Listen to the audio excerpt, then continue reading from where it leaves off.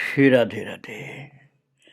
भक्तों, ये तो आपने बहुत सुना होगा कि गुरु के चरणों में प्रेम होना चाहिए, गुरु भक्ति होनी चाहिए, गुरु के प्रति श्रद्धा होनी चाहिए। ये तो आपने बहुत बार सुना होगा, लेकिन ये सुनने को कम मिलता है कि गुरुदेव अपने शिष्य से बहुत प्रेम करते हैं और बहुत ज़्यादा उनकी याद करते हैं। उनका विरह सहन नहीं होता, शिष्य का विरह गुरुदेव को सहन नहीं होता है। ऐसी महानता, ऐसी पात्रता होती है शिष्य में, तभी ऐसा होता है।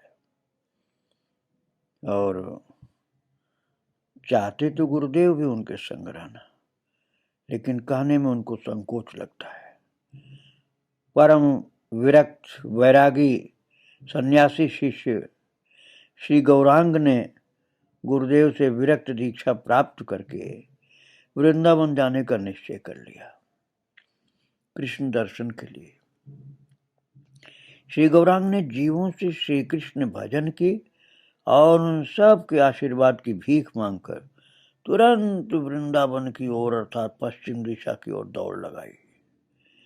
एक बार पहले इसी तरह दौड़े थे, पर दंड कमंडल लेने लौट आए, क्योंकि गुरुदेव ने बुलाया कि दंड कमंडल लेकर जाना चाहिए, तो इसलिए वापस आना पड़ा। और इस बार फिर दंड कमंडल लेकर के दौड़े। तो बार बार क्यों दौड़ रहे हैं? मन का भाव ये है कि एक सांस में वृंदावन चले जाएं, और विलंब सहन नहीं हो रहा उनको। जब उन्होंने पश्चिम दिशा में दौड़ लगाई अर्थात वृंदावन की ओर, तो गदाधर प्रभु के निषेध के कारण नहीं जा सके और नरहरि, दामोदर, वक्रेश्वर आदि अचेत होकर गिर पड़े कि हम महाप्रभु के बिना कैसे रहेंगे। किंतु निताई, मुकुंद, चंद्रशेखर और गोविंद साथ साथ दौड़े। इनको रोक नहीं सकते थे महाप्रभु, क्योंकि निताई को तो बड़ा मानते थे, चंद्रशेखर तो मौसा थे, मुकुंद भी बड़ा प्रिय सेवक, नहीं रोक पाए इनको। और ये सब महाप्रभु के साथ दौड़े, और प्रभु के साथ साथ दौड़ा वो जन समुद्र भी, अर्थात जनताओं की अपार भीड़ भी फिर दौड़ पड़ी कि ये लोग जब नहीं माने, पीछे दौड़ पड़े, तो हम क्यों रुके। तो सब लोग दौड़ पड़े महाराज। और फिर तो अपार भीड़ जो पीछे दौड़ रही थी, वे लोग कहने लगे, रुको रुको, ठहरो। ऐसे कहते दोनों हाथ पसारे प्रभु के पीछे दौड़ पड़े लोग। पुकारने लगे, प्रभु रुको, हम लोग भी तुम्हारे साथ जाएंगे, यहाँ रह के हम क्या करेंगे, हमें कहाँ छोड़े जा रहे हो आप। सभी को लगा कि प्रभु का उन्हें छोड़ जाना नितांत ही अनुचित है। अब उन लोगों का निमाई के साथ सदा सदा के लिए संबंध हो गया है। यही कारण है कि उन सब की उपेक्षा करके निमाई का जाना उन्हें मानो निर्ममता का कार्य लग रहा है। निमाई को रखने की चेष्टा करके भी उन्हें रख नहीं सके। निमाई अर्थात गौरांग महाप्रभु जा रहे हैं, तो सभी कहने लगे, तुम जा रहे हो, अच्छा हमें भी ले चलो, हम तुम्हारे बिना यहाँ नहीं रह पाएंगे, हमें किसके पास रख कर जा रहे हो। जब वो जन समुदाय उनके पीछे पीछे दौड़ना शुरू कर दिया, तो गौरांग ने पहले उन लोगों की ओर ध्यान ज्यादा नहीं दिया। उन्होंने सोचा भी रुक जाएंगे सब, पर वे बहुत दूर भी नहीं जा पाए। जब श्री कृष्ण मथुरा गए, तो गोपियां रथ के आगे रास्ते पर लेट कर कहने लगी थी, बंधु यदि जाने की ठान ली है तो अपना रथ हमारे ऊपर चला कर ले जाओ।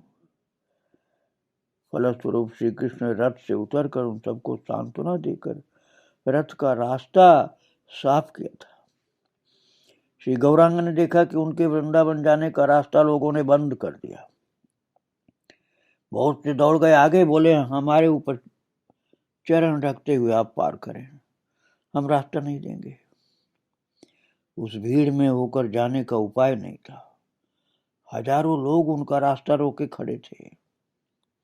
तब वे अति मधुर वचनों से उन लोगों को सांत्वना देकर अपना रास्ता बनाने लगे। बोले, पिताओं माताओं, तुम सब घर लौट जाओ। श्री कृष्ण कृपामय है, तुम पर कृपा करें। तुम लोग घर जाकर श्री कृष्ण भजन करो। मैं भी श्री कृष्ण भजन के लिए जा रहा हूँ। मैंने कम उम्र में संन्यास लिया। तुम लोग आशीर्वाद दो कि मैं हंसी का पात्र नहीं बनूं और वृंदावन में श्री कृष्ण को प्राप्त करूं। भक्तों, वे सब कह ही रहे थे कि नित्यानंद, चंद्रशेखर, भारती आदि आकर उन्हें घेर कर खड़े हो गए। और केशव भारती जो गुरुदेव, बोले, श्री कृष्ण चैतन्य, मैं तुम्हारा विरह सहन नहीं कर पाऊंगा। मैं तुम्हारे साथ चलूंगा, मुझे अनुमति दो। श्री गौरांग बोले, गोसाई की जो आज्ञा। अर्थात गुरुदेव के वचन को कैसे मना कर देते। इसलिए बोले, गुरुदेव की जो आज्ञा। तब प्रभु ने चंद्रशेखर को सामने देखा। चंद्रशेखर शची के बहन के पति हैं। शची के घर के पास रहते हैं, प्रभु के एकमात्र निज जन। और भगनीपति चंद्रशेखर को शची ने स्वयं भेजा है। क्यों? इसलिए कि उन्हें और किसी पर विश्वास नहीं। सबने मिलकर उनके निमाई को पागल कर दिया, ऐसा शची मानती है। पागल बनाकर घर से बाहर कर दिया। उनके मन में यही बात बैठी। इसलिए निमाई को घर वापस लाने के लिए और किसी को भेजने में विश्वास नहीं किया। यदि उनके पति जगन्नाथ मिश्र आज होते तो उन्हीं को भेजती, पर वे तो है नहीं। तो अपने बहन के पति चंद्रशेखर को भेजा सची माता ने। उन्हीं चंद्रशेखर ने निमाई को लौटा ले जाना तो दूर, अपने हाथों निमाई को सन्यासी बनाया था। वे श्री नंद की तरह स्वयं को अभागा मान रहे, नंद बाबा की तरह से, जैसे कृष्ण को पहुंचा के स्वयं आए। यशोदा ने नंद के हाथों श्री कृष्ण को मथुरा भेज दिया था। नंद वहां पुत्र को खोकर वृंदावन लौट आए थे। चंद्रशेखर सोच रहे हैं, मुझे खाली हाथ नवद्वीप लौटना पड़ेगा। शची माता दौड़ती आएंगी, पूछेंगी, कहाँ है मेरा निमाई, कहाँ है? बहुरानी विष्णु प्रिया लज्जा त्याग कर जिज्ञासु होकर मेरे मुंह की ओर देखेगी, तब मैं क्या कहूंगा? वे एक दिन सोचते थे, एक बार ऐसा सोचते हैं कि गंगा में प्रवेश करूं। फिर सोचते निमाई के साथ जाऊंगा, लौट के नहीं आना। और निमाई और चंद्रशेखर की आंखें मिली। निमाई अभी तक राधा भाव में स्वयं को खो करके बैठे हैं। प्राणेश्वर के पास वृंदावन जाएंगे। इस आनंद में उन्मत्त होकर देह धर्म तक भूल गए। किंतु जैसे ही चंद्रशेखर की आंखों से आंखें मिली, क्या हुआ? नदियां याद आ गई, जन्मभूमि, उनका अपना निजी घर जहां बचपन में रहे हैं, अब तक रहे थे। घर की सुखद फुलबगिया, गंगा पुलिन, खेलने के सारे स्थान, प्राणाधिक प्रिय भक्तगण, पुत्र वत्सला माँ, प्राणों से भी अधिक प्रियतमा नवीन भार्या, ये सब उनके हृदय आकाश में एकदम उदित हो गए। जो भूले हुए थे वो ममता जी को देखकर सब याद आ गए। मुक्त जीव जैसी सुंदर और मनोहर वस्तु त्रिजगत में अर्थात तीनों लोक में वो कोई नहीं। किंतु मुक्त जीव से भी मुग्ध भगवान कहीं अधिक मनोहर और सुंदर है। अर्थात जीव मुक्त होकर सुंदर होता है और भगवान माया मुग्ध होकर सुंदर होते हैं। तब श्री गौरांग की प्रेम धारा के स्थान पर नयन के अश्रुओं की सृष्टि हुई। निमाई स्वयं बैठ गए और दोनों हाथों से चंद्रशेखर को पकड़कर अपने सामने बैठाया। उनके गले में हाथ डालकर गदगद भाव से बोले, बाप, बचपन में जब मुझे पितृवियोग हुआ तब तुमने मेरे पिता का कर्तव्य निभाया था। अब तुमने मेरे बंधन मोचन में सहायता कर निस्वार्थ सुहृद का कार्य किया। बाप, तुम घर जाओ, जाकर मेरी माँ को सांत्वना देना। देखना वे मेरे विरह में जान न गंवा बैठे। और जो लोग मेरे लिए दुखी हों उन सब से मेरी ओर से विनती करके कहना कि उनका निमाई इस जन्म में केवल अपने निज जनों को दुख देने के लिए ही जन्मा था। उनसे कहना उनका निमाई घर और नहीं अब लौट के आएगा। ये भी कहना कि जिस दिन निमाई ने गदाधर के पाद पद्म देखे उसी दिन उसके प्राण उनमें मिल गए और निमाई उनका हो गया।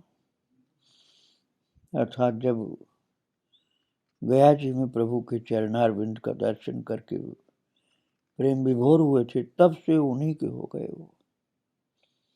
कहते कहते निमाई को कंठावरोध हो गया। वे विह्वल होकर चंद्रशेखर को और वे जो हैं जिनके हैं ये सब एकदम भूल गए, यहां तक कि वे अपने को भी भूल गए। तब प्राण वल्लभ, प्राण वल्लभ मैं अभी आई, अर्थात राधा भाव में आ गए और कृष्ण के लिए प्राण वल्लभ कह रहे थे। प्राण वल्लभ में अभी आई ऐसा कह के दौड़ पड़े वृंदावन के लिए। इस पर वे सभी लोग उनके पीछे दौड़ पड़े। लगा कि वे इस जनता को बांध कर ले जा रहे हैं। उन दिनों कटवा के पश्चिम में जंगल था। प्रभु ने उसी वन में प्रवेश किया, जनता ने भी प्रवेश किया। प्रभु क्रमशः निबिड़ वन में जाने लगे। तब उन लोगों की संख्या कम होने लगी, क्योंकि घनघोर जंगल में कौन जाए, तो बहुत कम संख्या होने लगी जाने वालों की। वे प्रभु के साथ साथ चल नहीं पा रहे थे घनघोर जंगल में। और प्रभु कमर की डोर में कमंडल बांधे और हाथ में दंड लिए दौड़ रहे थे। वे दौड़ते हैं, कमंडल हिलता है, वे विद्युत की तरह दौड़ते हैं महाराज जंगल में भी, और लोग पीछे रह जाते हैं। अंत में वे नित्यानंद, चंद्रशेखर, मुकुंद और गोविंद के अलावा अन्य सभी की आंखों से ओझल हो गए। इन चारों को भी ये डर कि यदि प्रभु एक बार आंखों की ओट में हुए तो उन्हें पकड़ नहीं पाएंगे हम लोग, इसलिए वे प्राण से दौड़ने लगे। नित्यानंद प्रभु के साथ न दौड़ पाकर पीछे से पुकारते, प्रभु धीरे चलिए, प्रभु धीरे चलिए, हम लोग और नहीं दौड़ पा रहे हैं। हे मेरे प्राणों के भाई, अपने अभागे भाई को छोड़कर कहां जा रहे हो? फिर जीभ जैसे दांत से दबा करके सोचते हैं, अरे मेरे भाई, मेरा भाई कौन? मैं भाई किससे कह रहा हूं? ये तो भगवान है। भाई कह करके और नहीं बुलाऊंगा, प्रभु कहकर बुलाऊंगा। मेरे प्रभु दयामय हैं। भवसागर के कर्णधार, भवसागर से मुझे पार करें यह कहूंगा। और ये सोचकर आवाज देते हैं, हे प्रभु, हे दीनानाथ, हे कृपा सागर में दीन हूं। मैं भवसागर में पड़कर डूब रहा हूं, उतरा रहा हूं लगातार। मेरा उद्धार न करके कहां जा रहे हो? महाराज निमाई का सहज ज्ञान एक प्रकार से लुप्त सा हो गया था। निताई पुकार रहे हैं, प्रभु हाँ ना कुछ नहीं कर रहे। यहां तक कि ये भी नहीं लगता कि वे उनकी आवाज को सुन पा रहे हैं। प्रभु एकाग्र मन से दौड़ रहे हैं। भक्तों में केवल निताई प्रभु के पीछे हैं थोड़ी दूर, और अन्य सब इतने पीछे रह गए कि कभी कभी निमाई निताई दोनों ही उनकी नजर से दूर हो जाते थे। फिर भी वो नाना प्रकार से पुनः प्रभु को मुश्किल से दौड़कर देख पाते हैं। कारण प्रभु सीधे रास्ते न जाकर कभी पश्चिम में कभी पूर्व की ओर जंगल में चलते हैं, जिससे कोई उनके पीछे आ न सके। कुछ दिशाएं बदल करके और पीछे भागने वाले हताश होकर रुक जाते हैं। भक्तों, गौरांग महाप्रभु के पीछे दौड़ना बहुत कठिन हो गया। इसलिए कटवा वासी बहुत से प्रभु को खोकर शोकाकुल होकर घरों को लौट आए। बोले कि हमको तो दिखलाई नहीं पड़े कि कहाँ चले गए। जैसे अब उनको नहीं मिल पाएंगे, ऐसे भाव से लौटे। घर आने की किसी की इच्छा नहीं थी, लेकिन धीरे धीरे एक एक करके सभी को लौटना पड़ा, क्योंकि निमाई किधर गए किसी को पता ही नहीं। सभी के मन में एक यही बात उठ रही है कि क्या देखा, संसार का कुछ भी अब अच्छा नहीं लग रहा। सभी के प्राण रो रहे थे, कोई कोई एकांत में बैठ के रो रहे थे। जिन्होंने प्रभु के सन्यास के दर्शन नहीं किए, उनके चित्त भी जिन्होंने सन्यास दर्शन किए उन्हें देखकर निर्मल हो गया। कटवा और उसके चारों ओर के स्थान इसी प्रकार पवित्र हो गए। उस तरंग की हिलोर वहां आज भी है, वहां पाषाण सदृश जीव भी आता है तो आज भी वो द्रवीभूत होता है। कोई तो वहां कुछ समय के लिए एकदम उन्मादग्रस्त हो जाता है। गंगाधर भट्टाचार्य बिल्कुल पागल होकर के चैतन्य चैतन्य चैतन्य से कहते कहते बाहर निकल के भागे। उनके मुंह पर सिर्फ एक ही बोल, चैतन्य। कोई भी बात करो वो सिर्फ चैतन्य बोलते थे और कुछ नहीं। 7 दिन बाद उनकी आंखों में पानी आया और उनकी पत्नी ने उन्हें थोड़ा अन्न खिलाया, नहीं तो निर्जीव जैसे हो गए थे। उन्होंने स्वेच्छा से बड़े चाव से अपना नाम चैतन्य दास रख लिया। पहले नाम था गंगाधर भट्टाचार्य, बहुत विद्वान थे गंगाधर भट्टाचार्य, और अब उन्होंने अपना नाम रख लिया चैतन्य दास। पुरुषोत्तम आचार्य प्रभु के सबसे अधिक मर्मी भक्त थे। प्रभु ने नवद्वीप में प्रधानतः उनके साथ ब्रजलीला का आस्वादन किया। वे एक अपूर्व भाव से अभिभूत हो गए। श्री कृष्ण की निष्ठुरता पर, जैसे राधा रानी ने क्रोध करके सखी से कहा था, सखी मैं अब और श्री कृष्ण को नहीं भजूंगी। जिस चीज से हृदय में कृष्ण उद्दीप्त हो उसे भी नहीं पास में रखूंगी, इसलिए मैं केश मुंडन कराऊंगी, नीली साड़ी त्याग कर गेरुआ वस्त्र पहनूंगी। सखी ने कहा, श्रीमती राधा रानी, तुम श्री कृष्ण को त्याग कर किसे भजोगे? इस पर राधा रानी बोली, महेश को भजूंगी, गणेश को भजूंगी, ये सब दयामय हैं, भक्त का दुख समझते हैं, जो चाहूंगी वही पाऊंगी। मैंने प्रीत की खातिर सब त्यागा, उसी एक बूंद प्रीत की आशा में मैंने चातकनी की तरह सब पानी में बहा दिया। मैं मोमबत्ती जलाए कुंज में बैठी रही और मेरे निष्ठुर बंधु मेरी खबर न लेकर के, जो प्रीति का मर्म जानती नहीं, उन सब रमणियों के साथ विहार करने लगे। अतएव प्रीति का भजन विडंबना मात्र हो गया। मैं अभी सिद्धिदाता गणेश का भजन करूंगी। किंतु सखियों ने समझा दिया कि उनका क्रोध अनुचित है और सभी को स्वीकार करना पड़ेगा कि श्रीमती ने अर्थात राधा रानी ने गलत कार्य किया था, क्योंकि किसकी सामर्थ्य है कि भगवान को निष्ठुर कहे, किसकी सामर्थ्य है कि उनसे कहे कि मैं तुम्हें नहीं चाहता, तुम दूर हो जाओ। तो राधा रानी ने प्रीत का भजन करके ही तो त्रिभुवन में अधिकार पाया था। वैष्णव गण धन्य हैं। अन्य लोग प्रेममय दयामय कहकर भगवान की स्तुति करते हैं। अन्य लोग उन्हें पाने के लिए बड़े दुख उठाते हैं। वैष्णवों ने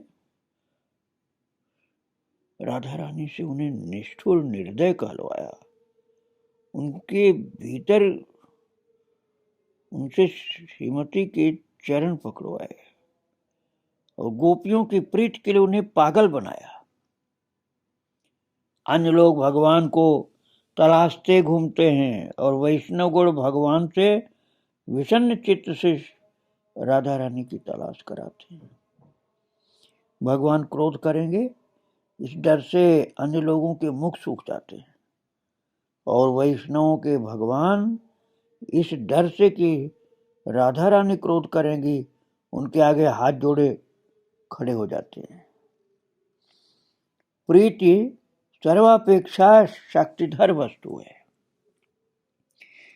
जिसके लिए भगवान ने राधा रानी को लिख कर दिया था।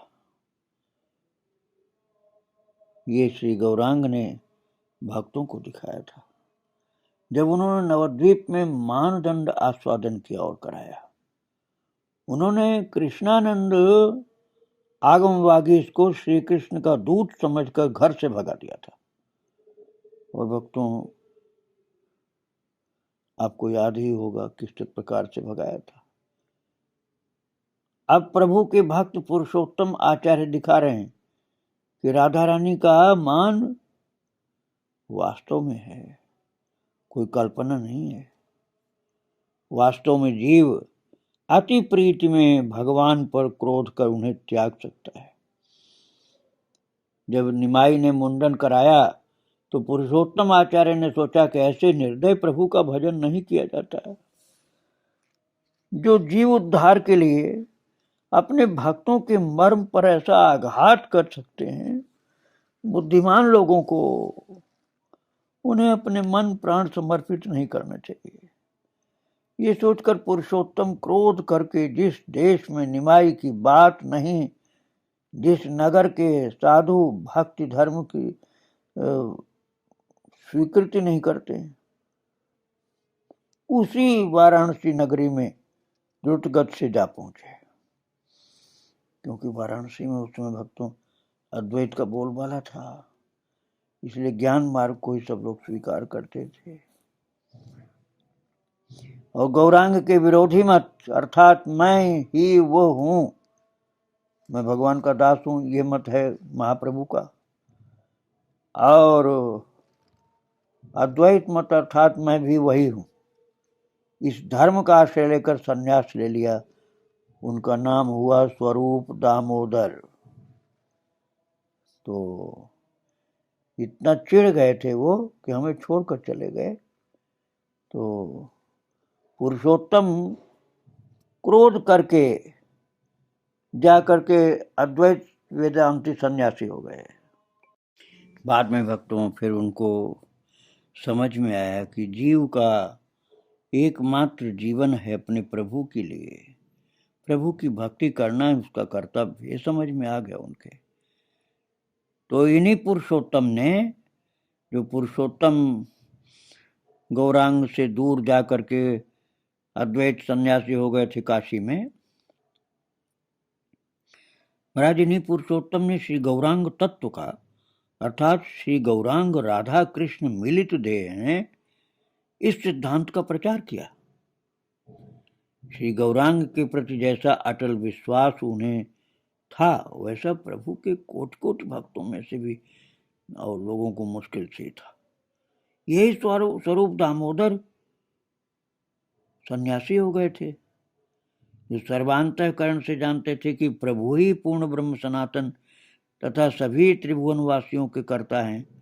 क्रोध कर उन्हीं प्रभु को त्याग कर चले गए थे। लेकिन जब सही बुद्धि आई तो कृष्ण भक्ति में, अर्थात गौरांग महाप्रभु की भक्ति में फिर से लग गए और गौरांग तत्व का